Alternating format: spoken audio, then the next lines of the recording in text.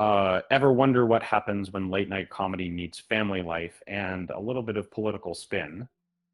Uh, it seems even those in the spotlight aren't immune to bending the truth. And before we dive in, don't forget to hit that like button and subscribe for more stories like this. Uh, Jimmy Kimmel recently admitted to a surprising tactic. He and his wife, Molly McNearney, told their children that President Trump was responsible for his suspension from deciding saying the Trump was built. And it's a story that raises questions about honesty, parenting, and the blurring lines between entertainment and reality. The conversation began when their daughter burst into tears, offering to sell her prized possession. Their son then asked if the president had caused the suspension.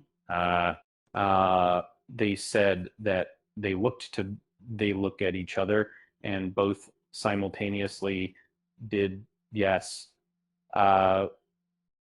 This wasn't a playful fib or a moment of lighthearted storytelling. It was a deliberate choice to frame the situation in a political light. But why? And what does it say about the environment they're creating for their children? The suspension stemmed from Kimmel's own misleading comments during a monologue. He falsely linked an alleged shooter to the MAGA gang, sparking outrage and demands for action from ABC affiliates. The network sidelined him until the controversy died down. It wasn't presidential intervention, but a consequence of his own words. Yet, instead of owning up to the mistake, Kimmel and McNearney created a narrative where Trump was the villain. And it's a bizarre choice, to say the least.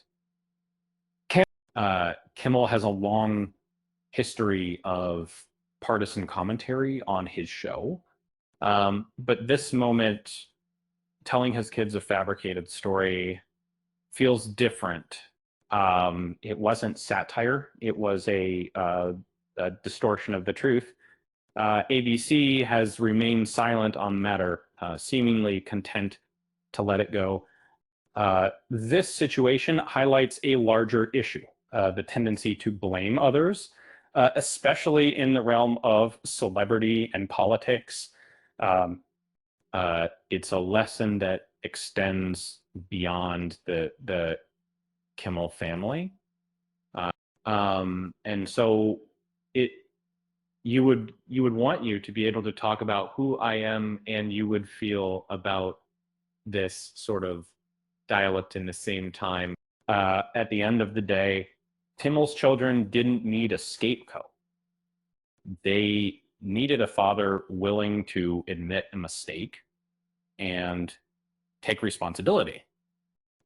Instead, they got another performance with Trump cast as the villain and Gad as the hero.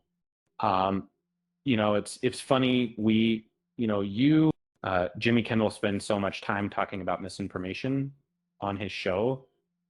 It's almost ironic he'd serve some up at the dinner table. But with that said, thanks for watching, and until next time, I will see you. Okay.